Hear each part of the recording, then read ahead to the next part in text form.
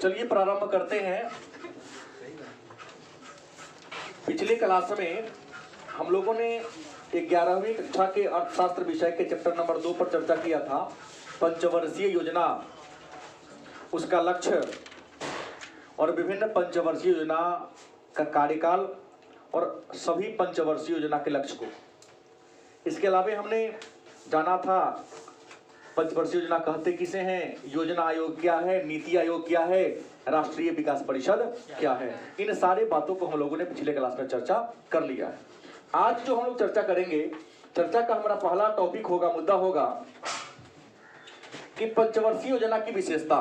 भारत में जो पंचवर्षीय योजना लागू की गई तो उसका है भारत के पंचवर्षीय योजना की विशेषता। मतलब पंचवर्षीय योजना जिसकी शुरुआत 1 अप्रैल 1951 ईस्वी को की गई पहली, और अभी तक भारत में 12 पंचवर्षीय योजना ने अपना कार्यकाल पूरा कर लिया है। और ये 12 पंचवर्षीय योजना आयोग के द्वारा बनाया गया था। और योजना आयोग हमने कहा है गैर संवैधानिक सलाहकारी और संसदीय संस्था है। इसके शिल्पकार ये भारत के पहले प्रधानमंत्री पंडित जवाहरलाल नेहरू थे। तो योजना आयोग ने अभी तक 12 पंचवर्षीय योजना बनाया है और 12 पंचवर्षीय योजना ने अपने लक्ष्य को पूरा कर लिया। हालांकि कुछ पंचवर्षीय योजनाएं अपने लक्ष्य को पूरा करने में सफलता प्राप्त नहीं किया, लेकिन बाकी ने किया। नीति आयोग बन गई तो भारत की जो 13वीं पंचवर्षीय योजना है इसका रूपरेखा नीति आयोग के द्वारा बनाया गया। तो प्रश्न है, भारत में जो पंचवर्षीय योजना बनी या बनाई जा रही है इसका विशेषता क्या है? तो भारत की पंचवर्षीय योजना की पहली विशेषता है प्रजातांत्रिक समाजवाद की स्थापना।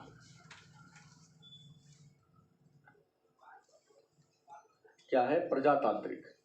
मतलब भारत की जो पंचवर्षीय योजना है इसकी पहली विशेषता है प्रजातांत्रिक समाजवाद। प्रजातंत्र शासन का एक रूप है जिसमें जनता के द्वारा चुना गया प्रतिनिधि जनता पर शासन करता है। तो भारत में जो जैसे पंचवर्षीय योजना बनाने की प्रेरणा भारत सरकार ने पूर्व सोवियत संघ से सीखा था। सोवियत रूस भी इसको कहो या सोवियत संघ कहो, पंचवर्षीय योजना को बनाने वाला विश्व का पहला देश सोवियत रूस। भारत ने ही नहीं बल्कि विश्व के सभी देशों ने पंचवर्षीय योजना बनाने की कला, तकनीक या विचार सोवियत रूस से सीखा। लेकिन सोवियत रूस में तो साम्यवादी शासन व्यवस्था है। उत्पादन के सभी साधनों पर केवल और केवल सरकार का नियंत्रण होता है। जनता के संपत्ति का तो वहां बलपूर्वक सरकार के द्वारा छीन लिया गया। निजी संपत्ति को राष्ट्रीय संपत्ति घोषित किया गया। जनता को सलाह मशवरा देने का अधिकार भी वहां नहीं है। लेकिन भारत में जो पंचवर्षीय योजना बनी इसका पहला लक्ष्य था प्रजातंत्र की स्थापना करना। मतलब पंचवर्षीय योजना बना करके राष्ट्रीय विकास परिषद के पास जो भेजा जाता है कि आप इसको जांच पड़ताल कीजिए, अगर जनता के लिए उपयोगी होगा, लाभदायक होगा, देश का हित होगा, जनता का कल्याण होगा तो लागू होगा, नहीं तो इसको भी निरस्त कर दिया। तो प्रजातंत्र मतलब जनता से सलाह मशवरा विचार विमर्श किया जाता है। दूसरा क्या है? संचालित तंत्र। भारत के पंचवर्षीय योजना की दूसरा विशेषता है संचालित तंत्र। मतलब पंचवर्षीय योजनाओं का जो संचालन होता है इसको संचालित करने वाला, इसको चलाने वाला एक तंत्र है। उस तंत्र का नाम है केंद्रीय योजना अधिकारी। पंचवर्षीय योजना को चलाने वाला जो अधिकारी है उसका नाम क्या है? केंद्रीय योजना अधिकारी चलाता है। और ठीक ठाक से काम कर रहा है कि नहीं कर रहा है, इस बात की जांच पड़ताल कौन करता है?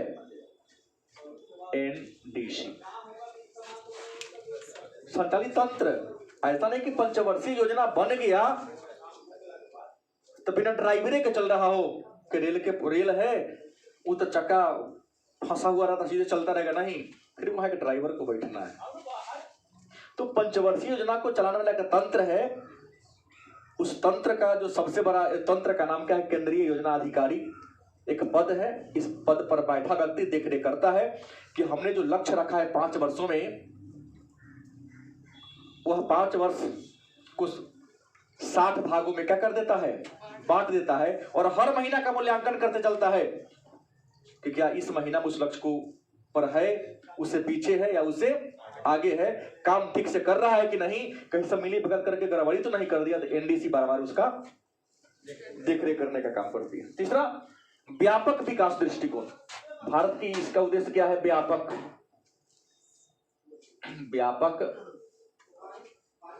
विकास दृष्टिकोण।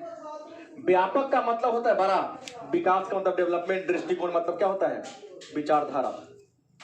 भारत की पंचवर्षीय योजना की विशेषता है कि इसका जो दृष्टिकोण है, इसका जो नजरिया है, काम करने का जो तरीका है, बड़ा ही व्यापक है, विशाल है।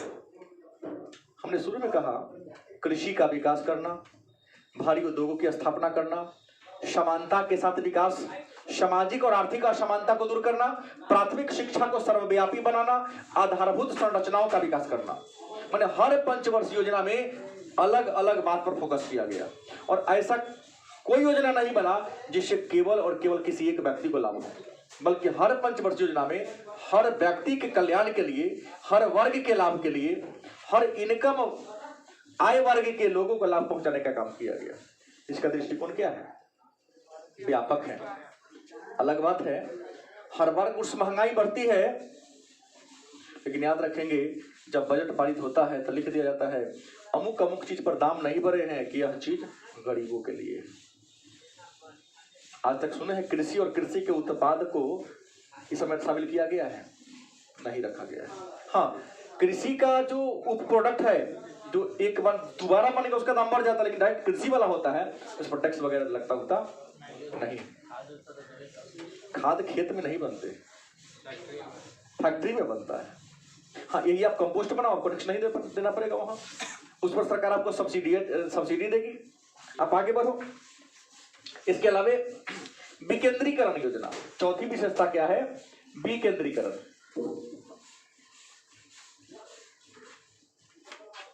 विकेंद्रीकरण का मतलब जानते हैं? मतलब इसका संचालन केवल और केवल केंद्रीय सरकार के द्वारा नहीं किया जाता है। कई ऊपर केंद्रीय योजना अधिकारी है, तो राज्य में एक राज्य योजना अधिकारी है, जिला में भी एक जिला योजना अधिकारी है। जाके देखो पद बना हुआ है। प्रखंड में भी जाओगे तो प्रखंड योजना अधिकारी का पद है। मतलब प्रखंड से लेकर हर स्तर पर एक अधिकारी है। इसलिए क्या विकेंद्रीकरण है, ना कि एक ही आदमी के हाथ में तो निरंकुश हो जाएगा। निरंकुशता को कंट्रोल करने के लिए और काम को सुचारू रूप से चलाने के लिए इसको विकेंद्रीकरण, एक आदमी के हाथ में नहीं रखा गया है, कई लोगों के हाथ में इसे पावर क्या कर दिया गया है? बांट दिया गया है। नहीं, योजना आयोग में केवल और केवल केंद्र सरकार का था। तो योजना आयोग में राज्य सरकार की भागीदारी को बढ़ाने के लिए राष्ट्रीय विकास परिषद को लाया गया। राष्ट्रीय विकास परिषद लाया गया तो राज्य की भागीदारी बढ़ी, नहीं तो जब तक राष्ट्रीय विकास परिषद का गठन नहीं हुआ था तब तक योजना पूर्णतः केंद्रीकृत योजना थी। उसके बाद मिश्रित अर्थव्यवस्था, भारतीय नियोजन की विशेषता है मिश्रित अर्थव्यवस्था।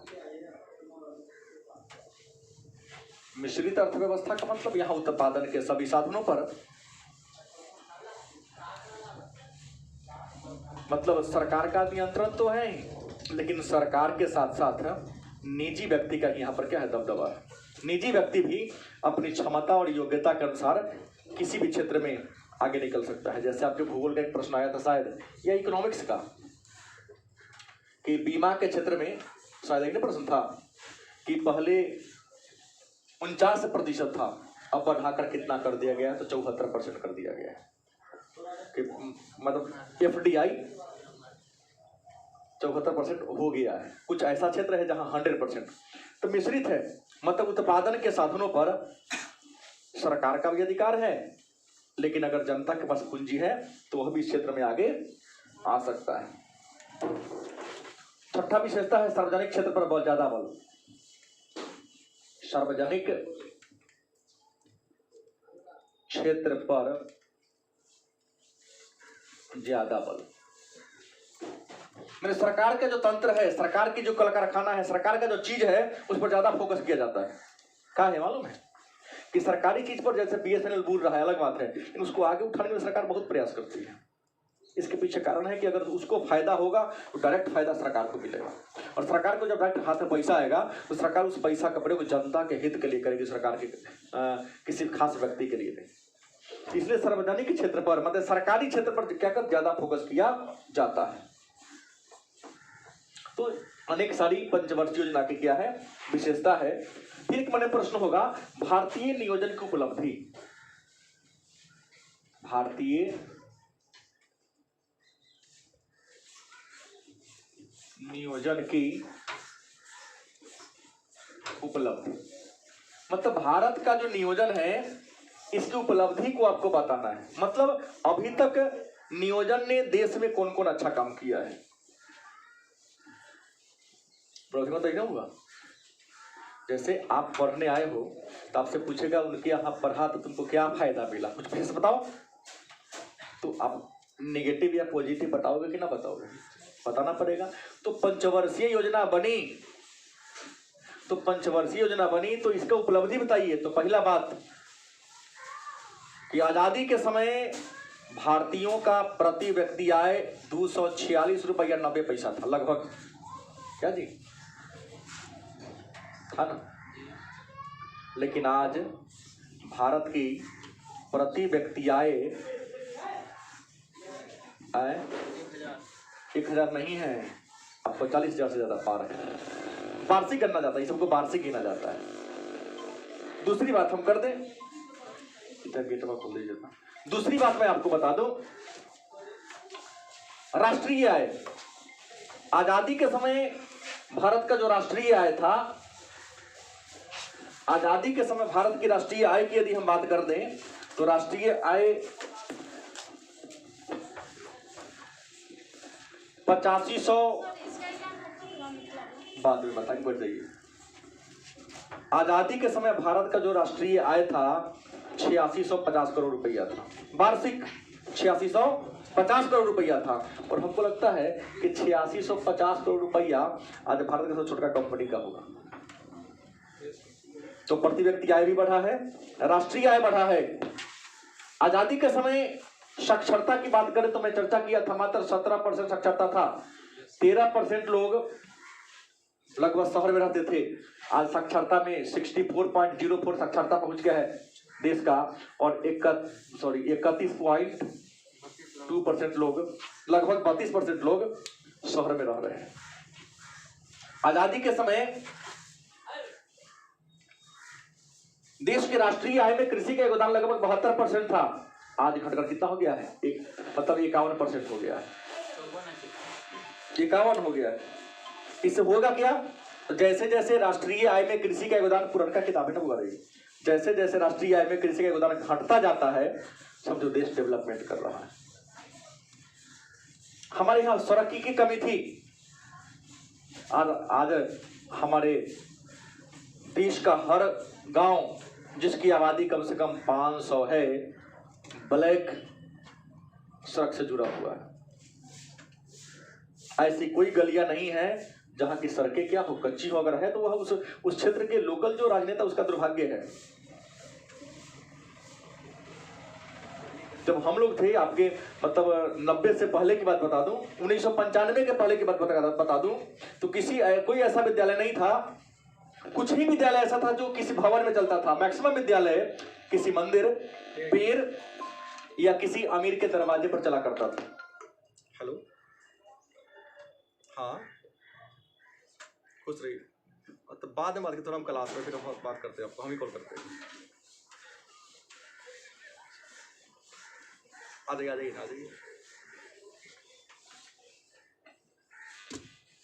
तो हमने कहा कि साक्षरता भी कम था।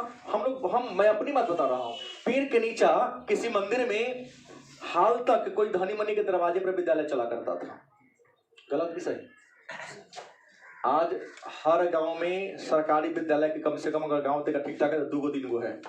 अब बहुमंजिली इमारत, शौचालय अलग है, टाइल्स लगा हुआ है, मोटर सब चीज लगा, बिजली पंखा सब लगा हुआ है, बच्चों को बैठने का डेस्क बेंच लगा हुआ है, पढ़ाने के लिए, शिक्षक को पढ़ाने के लिए विद्यालय में टीएलएम दिया गया है, टीचिंग लर्निंग मटेरियल वहां रखा हुआ है। अलग बात उपयोग नहीं होता है, उसका उपयोग शिक्षक के ही बच्चे करते हैं, जिस बच्चा के लिए वो नहीं करता है। ये भी सही बात है, लेकिन विकास तो किया है। प्राथमिक शिक्षा को सर्वव्यापी बनाया गया है। पहले शिक्षा का स्तर कम था, शिक्षा का स्तर को बढ़ाने के लिए अब देखें ना, आपकी सरकार, मतलब हमारी सरकार, विद्यालय में मध्याह्न भोजन चला दिया कि जो गरीब होगा, घर में खाने के लिए अन्न नहीं है तो आओ यहाँ पर ये करो। पर स्मार्ट क्लास की व्यवस्था दी जा रही है। सरकारी विद्यालय में भी कंप्यूटर शिक्षा की व्यवस्था दी जा रही है। गरीब के बच्चों को पढ़ने के लिए, अच्छी शिक्षा देने के लिए नवोदय विद्यालय और केंद्रीय विद्यालय की स्थापना की। अलग बात है, उसका फायदा भी केवल राजनेता के बच्चे ही उठाते हैं, लेकिन नवोदय विद्यालय या केंद्रीय विद्यालय केवल और केवल गरीब लोगों के लिए किया गया। क्योंकि जिसके पास पैसा होगा वो तो बड़े बड़े यूनिवर्सिटी में नाम लिखा लेगा, लेकिन गरीब कहाँ जाएगा भाई? उनके लिए किया गया। फिर गरीब में भी थोड़ा अच्छा जाए ताकि नाम हो, इंट्रांस रखा गया। लेकिन अब तो क्या इंट्रांस है, विधांजलि होता है। एक बार किसी मिनिस्टर का फोन आएगा, हमारा आदमी को कर देना बिना इंट्रांस दे पास। ये बिहार की स्थिति है शिक्षा व्यवस्था की, चलता है ऐसा, सही बोल रहा हूं। तो उपलब्धि क्या है? शहर में जनसंख्या, शहरी जनसंख्या बढ़ा है, कृषि पर बोझ घटा है, परिवार नियोजन कार्यक्रम चलाया, हर घर में शौचालय दिया जा रहा है कि नहीं? भले ही शहर की बात हो तो गांव में 12-12 हजार रुपया मिला है, मवेशी 2-2 बार मिला। मवेशी जहां बैल भैंसी बांधते हैं ना, गांव में जाकर देख लो, मवेशी के घर बनाने के लिए सरकार पर, नादी बनाने के लिए मवेशी, भले ही शहर में लोग मिट्टी के घर में रहता है, लेकिन गांव में दरवाजा पर भैंसी गाई है, उसके लिए पगठलैया है घर। सही बोल रहा हूँ? ये उपलब्धि हमारे नियोजन की है। हमारा देश इतना आगे बढ़ा है। अलग बात है, इसमें जुड़ा हुआ हम और हमारा तंत्र करप्ट होने के कारण काम ठीक से कर नहीं पा रहा है। तो सरकार ने बहुत सारा काम किया, उपलब्धि बहुत ज्यादा है, सब काम हो जाएगा तो फिर इसका जरूरत हाँ। है। लेकिन एक बात है, उपलब्धि तो हुआ लेकिन विफल भी रहा है। विफलता क्या है? विफलता। तो भारतीय नियोजन की विफलता की बात कर ले तो विफलता बता दें कि जितना प्रति व्यक्ति आय बढ़ना चाहिए उतना नहीं बढ़ा है। जितना प्रति व्यक्ति आय बढ़ना चाहिए उतना क्या हुआ है? नहीं बढ़ा है। दूसरा, क्षेत्रीय असंतुलन हो गया है। मतलब प्रति व्यक्ति आय में वृद्धि दर की कमी, मतलब जितना हमने सोचा था उतना तेज गति से विकास नहीं किया। दूसरा, क्षेत्रीय असंतुलन। दूसरा क्या है? क्षेत्रीय असंतुलन। जितना तेज गति से हमारा दिल्ली बढ़ रहा है, जितना तेज गति से महाराष्ट्र बढ़ रहा है, क्या बिहार की अर्थव्यवस्था उतना गति से आगे बढ़ रही है? नहीं बढ़ रही है। असम की बढ़ रही है, नागालैंड की बढ़ रही है, जम्मू कश्मीर की बढ़ रही है, पूर्वोत्तर में तो कुछ है ही नहीं आज भी। आपको आश्चर्य होगा कि आजादी के 65 साल के बाद मिजोरम था, नहीं मिजोरम, मेघालय ऐसा राज्य था जहां रेल बना, रेल था ही नहीं। आज भी बिहार के सब जिला में रेल नहीं है। उदाहरण आपके बगल शिवहर में है जहां रेल आज तक नहीं। रेल कहाँ हुआ है? बुर्बक है नहीं, शिवहर के लोग बुर्बक, शिवहर के लोग तो है होशियार, लेकिन सरकार के कागज पर कब पास हो गया? सर जी शिवहर के हैं। तो हमने कहा कि क्षेत्रीय असंतुलन हो गया है, बेरोजगारी बढ़ी है। क्या बढ़ी है? बेरोजगारी बढ़ी है।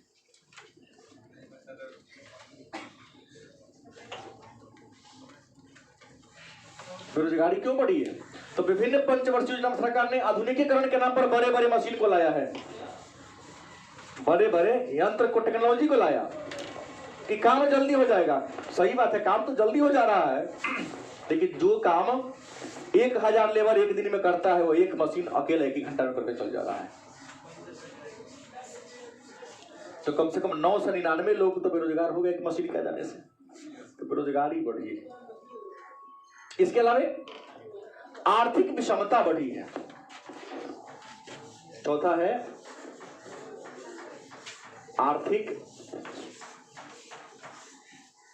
विषमता में वृद्धि। आर्थिक विषमता में वृद्धि का मतलब बुझते हैं? सरकार ने आर्थिक असमानता को दूर करने के लिए 1992 में 1992 ईस्वी में आयकर लाया था। उससे पहले आयकर नहीं था। लेकिन देखो ना, गरीब और अधिक गरीब होते जा रहा है और अमीर और ज्यादा अमीर होते जा रहा है। बात मानते हैं ना आप लोग कि अमीर और ज्यादा अमीर होते जा रहा है। इस कोरोना काल में भले ही देश की अर्थव्यवस्था 10 साल पीछे चल गई, 20 साल पीछे चल गई, लेकिन अंबानी अडानी जो भी बड़ी बड़ी कंपनियां हैं 20 वर्ष आगे चला गया। 25 पैसा का बना लिया मास्क, पानी का हरियर रंग से रंग दिया, ये सैनिटाइजर और मास्क के नाम पर लूट लिया सीधा। ये दवा कंपनी तो और लूटा। दवा कंपनी, हाँ सब लूटा। दवा बनाने वाली कंपनी, सैनिटाइजर और मास्क बनाने वाली कंपनी तो आगे बढ़ गया। और क्या हैंड वॉश लगाते हैं? हाँ, हाथ धोते रहो, धोते रहो। लाइफ बॉय वाला इतना साबुन बेचवाया कि लोगों को हाथ में चर्म रोग पकड़ा दिया। अब जाओ उसको हमरा से रोके जो डॉक्टरों के देखिए आ जाएगा। तो आर्थिक विषमता क्या हुई है? बढ़ी है कृषि क्षेत्र में, लेकिन विकास का लाभ जितना कृषि को मिलना था उतना कृषि को लाभ नहीं मिला। तो ये विफलता है। औद्योगिक क्षेत्र में भी विषमता बढ़ी है कि भले ही कुछ राज्य औद्योगिक रूप से बहुत आगे चला गया है, लेकिन आज भी भारत कुछ ऐसे राज्य हैं जो औद्योगिक रूप से क्या है, बहुत पीछे रह गया है। और आधारिक संरचना का पर्याप्त विकास, आधारिक संरचना जितना मिलना चाहिए, आधारिक संरचना बिजली है, पानी है, शिक्षा है, स्वास्थ्य है, परिवहन है, संचार है। लाइव क्लास लेते रहते देखिए ना, कभी कभी 0 कभी पर सेकंड हो जाता है। बच्चा का कमेंट आता है कि सर न चाहिए सीधे क्लास से न चलाइए। डाटा खत्म हो गया? नहीं, डाटा खत्म की बात करता हूँ। मेरा कहना है स्पीड समान नहीं है। कहीं कहीं वोल्टेज इतना ज्यादा होता है कि आपका बल्ब ही उड़ जाता है, लेकिन कभी कभी गांव में जाकर देख लो, फिलामेंट भी बेचारा शर्मा जाता है और आत्महत्या कर लेता है, कुछ भी नहीं करता है। तो है, लेकिन कई ऐसा चीजें जो कमी है, जो नियोजन, भारत के नियोजन की क्या है, बड़ी कमी है। तो फिर प्रश्न होगा कि सर सफल क्यों ना बनेगा? भारत के नियोजन में सफलता हुआ, उपलब्धि हुआ, विफलता भी हो गया, सब बता लेते। इसको सफल कैसे बनाएंगे? तो भारत के नियोजन को सफल बनाने के लिए सबसे पहला जरूरी है कि जन भागीदारी को आगे बढ़ना होगा। हम बार बार एक बात बोलता हूं कि सरकार हम ही हैं, सरकार चोर नहीं है, रियल में चोर जनता है। गलती की सही? क्योंकि जब वह इलेक्शन में खड़ा होता है, अगर इंसान खड़ा होगा, ईमानदार खड़ा होगा, अगर वो पैसा खर्च न करेगा, आप उसको वोट नहीं दीजिएगा। वही जो करोड़ों अरबों खर्चा कर देता है उसका वोट देते हैं। जो इंसान अपना गाड़ी कमाई है, भले कैसे कमाया हो, गोदाम में रखा हुआ पैसा पर बांटा है, तो पहला काम क्या करेगा? जितना पैसा इन्वेस्ट किया हो पैसा वापस लाने का। गलत बोला? नहीं बोला। पहला काम वो करेगा, वो पैसा लाने का, वो करावा दूसरा काम करेगा वो। तो पहला बात तो हमको सपोर्ट करना होगा। दूसरा, अगर हम ठेकेदारी करते हैं, ठेकेदारी नरेंद्र मोदी आकर, नीतीश कुमार आकर, लालू प्रसाद यादव आकर, तेजस्वी यादव आकर नहीं करेगा। वो योजना पास करेगा, हम आप लोग ही करने वाले हैं। तो हम गांव में पंचायत में सड़क बनाए, शौचालय बनवाए, या नल जल योजना का हम टंकी या पाइप लगवाए, तो ये समझे कि ये मेरा अपना काम हो रहा है। गलती की सही? सड़क बनेगी गांव की तो हम भी चलेंगे। गलत की सही? क्या बोले हैं? वो ज्यादा अच्छा है। हाईवे के अलावा कोई अच्छा? तो हाईवे वाला पर कह दिया गया है सीतामढ़ी मधेपुर कौन बड़का अच्छा है? अच्छा है। हाँ खराब है, सब खराब है बीच में। अभी नहीं बना होगा। जब बना के दे दिया ओकरा बीच में देखो, जहां से जहां के बीच में टोल टैक्स लेता होगा, खराबी देख लो। किसका? रोड का, सबका फंड आता है, लेकिन बाढ़ के समय में, बरसात के समय में काम शुरू होता है। काम, एक टेलर माटी गिराया, तेगा गिट्टी गिराया, और खूब वर्षा हुआ तब काय बोले दिया हमने 100 टेलर माटी भरवाया, दहा के चल गया। हाँ, तू दहा के चल जाता है। 100 टेलर, एक टेलर गिराया, कागज पर लिखा कि 100 टेलर गिरवाया, दहा गया। 10 टेलर डीएम साहब के, 10 टेलर बीडीओ साहब के पेट में, 10 टेलर इंजीनियर के पेट में गया, एक 8 टेलर ठेकेदार के पेट में गया, और रोड पर आया आधा टेलर। तो यहां सीधा हुआ कि जन सहयोग को बढ़ाना होगा, जनता को जागरूक होना होगा। गलती की सही? हम खड़ा होंगे तो पदवी ना बेईमान है हो, ऊपर जो जाएगा उसमें हो ही जाएगा, क्योंकि रियल में करप्ट सरकार नहीं है, रियल में करप्ट जनता है। जनता ही करप्ट है। जैसे हम कोई काम करवाने जाते हैं तो कहते बाप रे बड़ा घूसखोर हो, तो हम देते हैं तब ना वो लेता है, हम ना देंगे तो लेगा। सीधी बात मैं बता रहा हूँ। टीचर का नियोजन हुआ है, मेरा नहीं हुआ है, पता है ना सबको। 3 जगह से फोन आया, एक जगह 8 लाख डिमांड किया। कल होने वाला रात में आया कि पांडे जी करेंगे, अब मैं करूंगा। 4-5 लाख खर्चा कीजिएगा भाई, 1 रुपया खर्चा नहीं करेंगे। ट्यूशन पढ़ाएंगे, स्वाभिमान का जीवन जिएगा। हमारे में तो लोग, कई लोग कहे कि हम तो जाना चाहिए, हो सके कि भैया होता तो हम दे वाला पैसा तैयारी इन्वेस्ट करो तो पर हम बोले कि लगा तो दे दिए, हम नहीं देंगे, लेकिन हम ईमान काम नहीं करेगा। गलती की सही? तो घूस डिमांड करता हमने, आज के बदला बिहान काम करेंगे, परसों मेरा आवासीय बनेगा, तरसों बनेगा, जल्दीबाजी एकदम है। सरपंच जी बैठे करवा लीजिए। पैसा किसको बुरा लगता है भाई? तुमको बुरा लगता है? तुम लगता है? सरकार तो देवे करे छई, अब पीछे से जनतो दे रही, तो लेने में क्या बुराई है? सरकार किसका पैसा देती है? जनता ही को लेता है। मूल्य पर नियंत्रण करना होगा। क्या करना होगा? सफल बनाना है तो मूल्य पर नियंत्रण करना होगा। आज चोर बाजारी, मूल्य पर नियंत्रण इसलिए नहीं हो रहा कि चोर बाजारी हो रहा है। चोर बाजारी कौन कर रहा है? मैं कर रहा हूं, सरकार नरेंद्र मोदी कर रहे हैं, नीतीश कुमार कर रहे नहीं, प्रिंस कुमार कर रहा है, मनीष कुमार कर रहा है। खेत में आलू हुआ, खुशी कुमारी कर रही है, रिमझिम कर रही है। कैसे करती है चोर बाजारी? अब है कि प्याज के दाम बढ़ाना है, ताला मार दिया गोदाम में, बाजार भेज दिया 10 किलो, डिमांड है 50 किलो को, भेज दिया क्या किलो? पेपर में झूठ दिया 500 लिखना दो कि प्याज का बाजार मंडी में कमी हो गया। ठीक है, 50 किलो के ग्राहक है क्या किलो? 25 रुपए बिकने वाला प्याज हो गया 50 रुपये, जिसमें 1 किलो खरीदना था 250 ग्राम खरीदे। तो मूल्य पर नियंत्रण तब होगा जब चोर बाजारी रोकेगा। चोर बाजारी सरकार नहीं, हम और आप करते हैं, मतलब बिजनेस में करते हैं। हम लोग तो मिडिल क्लास के लोग हैं, जिसके पास बड़ा क्या है गोदाम हो, वो करता है। सरकारी क्षेत्र और निजी क्षेत्र में समन्वय करना पड़ेगा, मेलजोल करना पड़ेगा। गलती की सही? बिहार सरकार 2022 में जनवरी में अगर 20 गो बस खरीद के रख दे तो 2023 के जनवरी आते आते 3 गो रहेगा तो 27 गो गायब रहेगा। और प्राइवेट आदमी क्या करता है? अगर 3 गो खरीदता है तो अगला साल आते 30 गो बस बना लेता है। पीछे कारण है, वो टाइट है, व्यवस्था लेके चलता है। सरकारी योजना में जाते ही होता है क्या काम न करना है न होता है। सरकारी में जाने का मतलब है काम नहीं करना, ये हमारी मानसिकता बन गई है। हम कई बार पटना गए, कितना 105 रुपया, इसलिए करना चाहता है। हम कोचिंग इसलिए चला रहे हैं कि सरकारी गुरुजी की दया कृपा है हम पर कि तुम लोग बेरोजगार को ऊपर है भी नहीं करते। समय से वो जाए। हम लोग जब पढ़ते थे उस समय कहाँ इतना कोचिंग था भाई, विद्यालय में ही सारी पढ़ाई हो जाती है, जाया करती थी।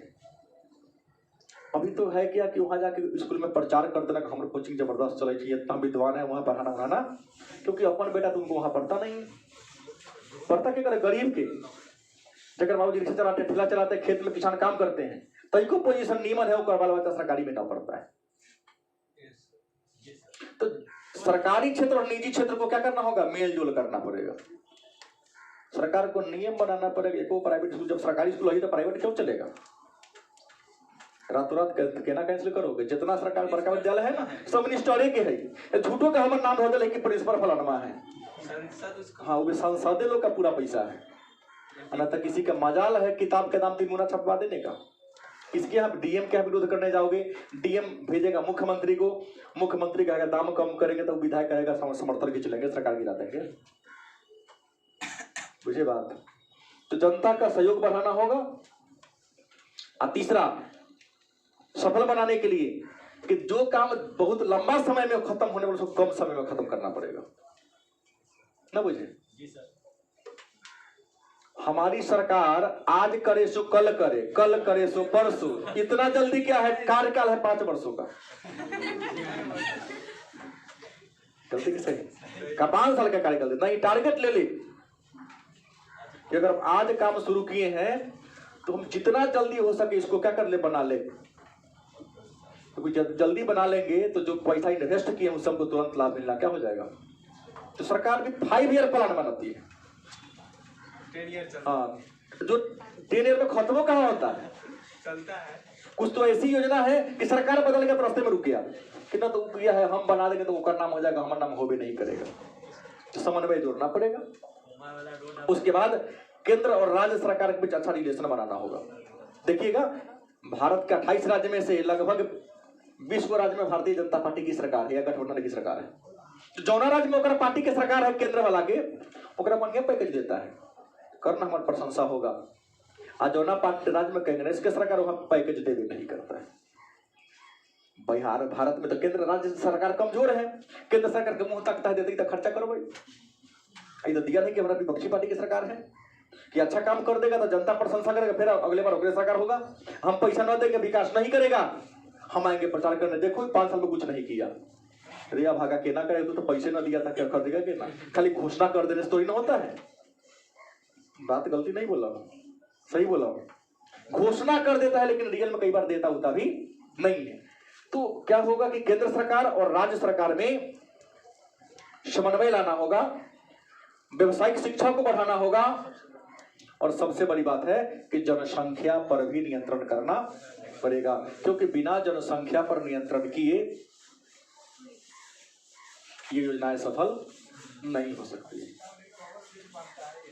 देखो, नहीं बनना है इसलिए कि आरजेडी के कार्यकाल में शुरू हुआ, कहीं एनडीए वाला बनवा देगा तो नाम तो आरजेडी के ना हो जाता है। ये सोच के नहीं बनेगा भाई। का प्लान हो रहा है।